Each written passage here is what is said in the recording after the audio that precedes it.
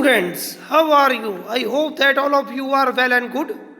Today I am going to discuss with you these a few questions, few important questions which were asked in the previous year exams. So students, let's start. So now question number 1, what kind of person was Evans? Why did he want to sit for the O-level German examination? Answer. Evans was a young prisoner who had tried to escape thrice from the prison. For this reason, he was also known as Evans the Brave.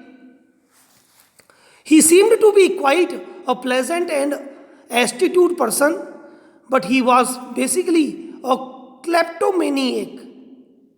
His desire to sit for the O-level German examination was only a plot to hoodwink the authorities and escape from the prison. So student, next question. What were the contents of the small suitcase that McLeary carried? Answer. The suitcase that McLeary carried had a sealed question paper envelope, a yellow invigilation form, a special authentication card from the examination board, a paper knife, a Bible, the current copy of the Church Times, and a small semi-inflated rubber ring. Students, I have explained this chapter and question answers were also being discussed. This is only for revision. So student, now next question. I think no need to explain all the questions because you know it, and I am just telling these answers to you, and please note it and learn and understand it. Now next question. What were the precautions taken for the smooth conduct of the examination? Answer. The prison authorities had taken elaborate precautions to ensure the smooth conduct of the examination. Evans' cell was thoroughly frisked a night before. All sharp-edged objects like razors, scissors, etc. were taken away. Even the suitcase of the invigilator was carefully checked, and the prison officers kept a close watch on him, Evans, throughout the process. Question number 4.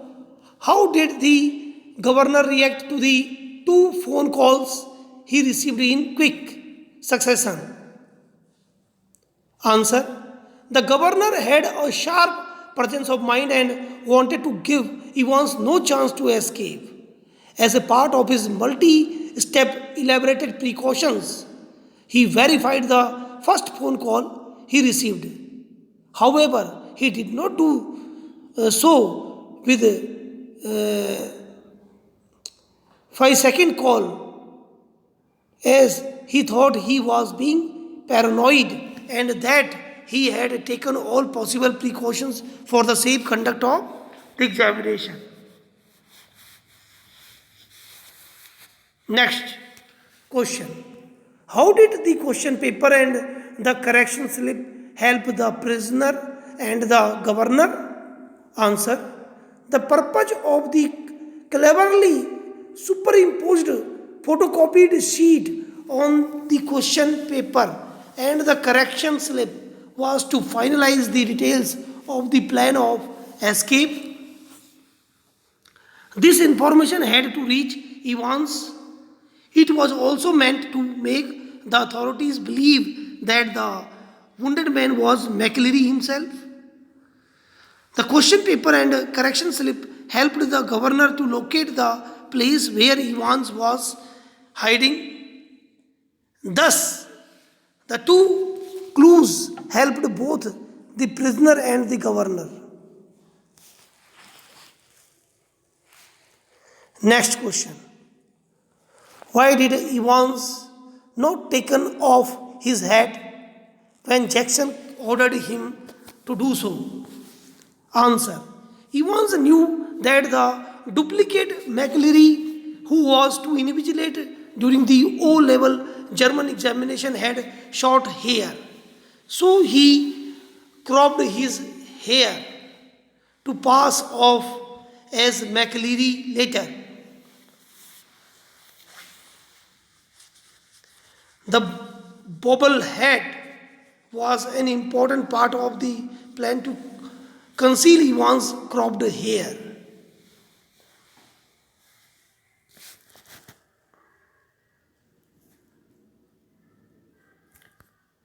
Next question. How does McLeary explain the presence of a small semi-inflated rubber ring? What did it actually contain?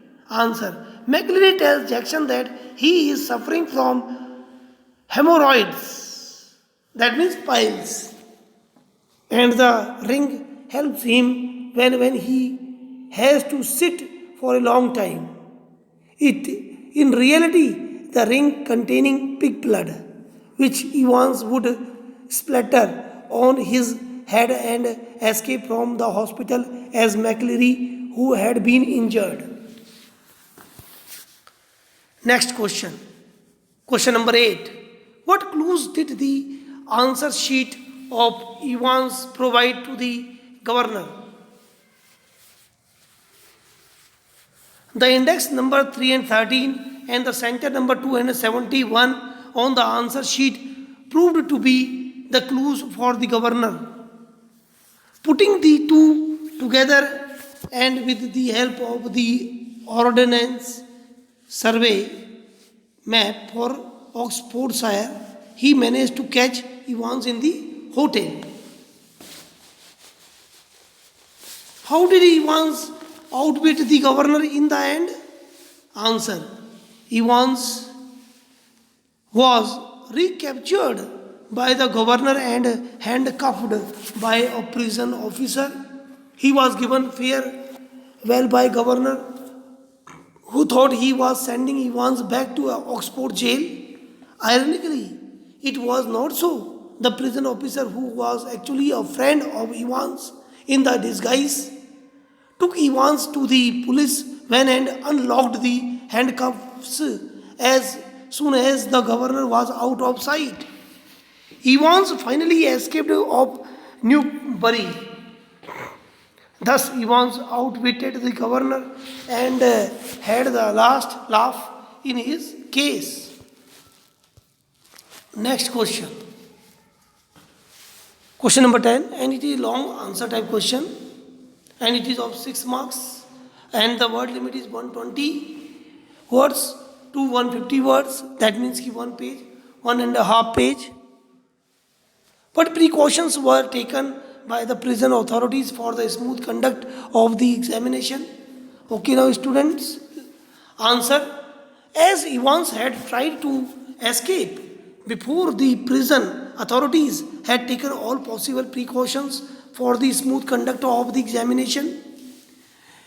Evans' cell was thoroughly frisked at night before frisked a night before, and all sharp-edged objects like razor, nail file, scissors, etc. were taken away from him. The suitcase of the invigilator McLeary was carefully checked. Also, the governor had himself decided to supervise the examination by listening in through the microphone connected to Evans' cell. Prison officer Stephens was deployed to observe Evans from the peephole every minute or so. Another prison officer, Mr. Jackson, was in constant contact with the governor on the phone. Both the gates of the wings of the Evans cell were locked tightly. Thus, the authorities left no stone unturned in ensuring the smooth and safe conduct of the examination. Next question. How did the negligence of the prison officer prove to be a boon for Evans? Answer. The prison authorities had taken multi-step detailed precautions for the safe conduct of the examination. However, some lapses on their part at critical moments proved to be a boon for Evans. First of all, no one tried to verify the identity of the invigilator McLeary, and that turned out to be a key mistake in this case. Similarly, the identities of the van driver and the officer who handcuffed Evans were not verified. All of them later turned out to be Evans' accomplices. The detective superintendent also acted hastily and did not drive the injured McLeary to the hospital. This gave Evans the chance to escape. Finally, the governor, who had a sharp presence of mind and hawk-eyed vigil, made the greatest blunder. When he nabbed Evans at the hotel, he did not bring him to the jail with himself and sent him with a driver and silent prison officer. Thus, Evans escaped yet again. Next question. Question number 12. Give a character sketch of the governor of Oxford prison based on your understanding of the story. Evans tries an O level. Answer. The governor of the HM prison Oxford appears to be kind-hearted fellow at the start as he arranges for an O-level exam for a prisoner renowned for his ability to escape. He was, though, quite skeptical of Evans and made every arrangement to make sure that Evans had no means to escape. He was also very proud and self-conscious. He did not want Evans to disgrace him by escaping from his prison. He had a sharp presence of mind which was clear from the fact that he cross-checked every call that was made to the prison that day. However, he got overconfident of his arrangements and gave Evans the opportunity to escape.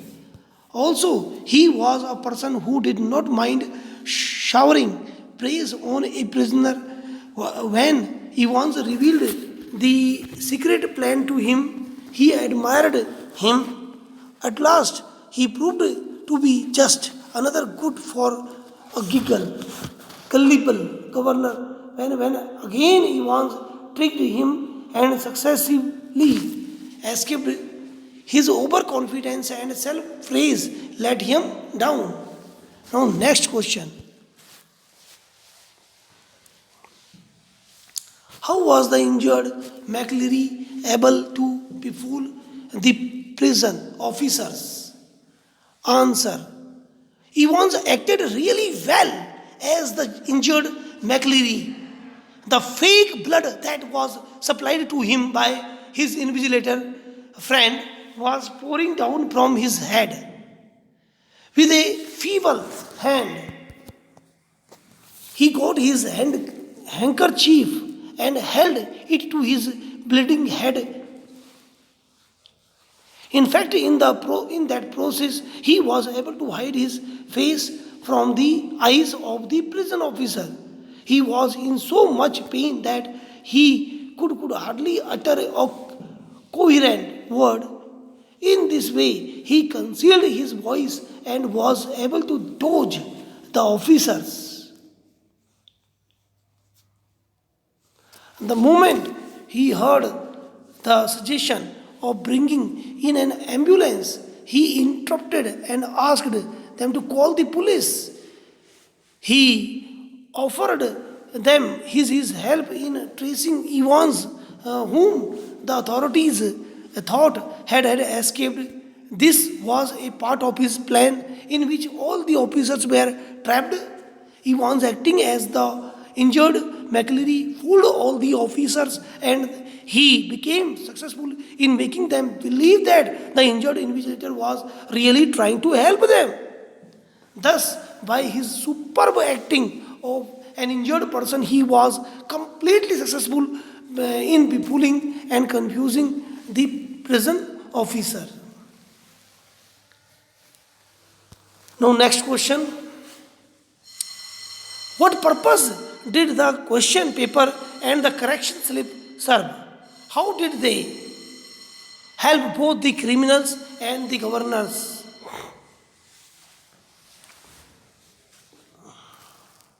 Answer. The purpose of the photocopied sheet that was superimposed on the question paper and the correction slip was to supply the details of the plan of escape to Evans without uttering a single word. It was a well thought out, meticulous plan. It was also meant to make the authorities believe that the wounded man was McLeary himself. And at that moment, it worked as was thought, and the authorities got trapped. However, there is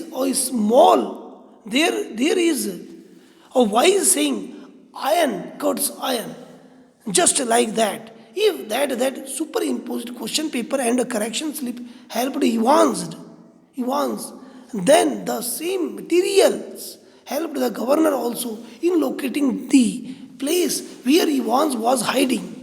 The 6-digit number of the correction slip, that is the index number and the center number 313 oblique 271, helped the governor. He put these numbers together and with the help of the ordnance survey map of Oxfordshire, he reached the hotel where Evans had decided to hide for the day.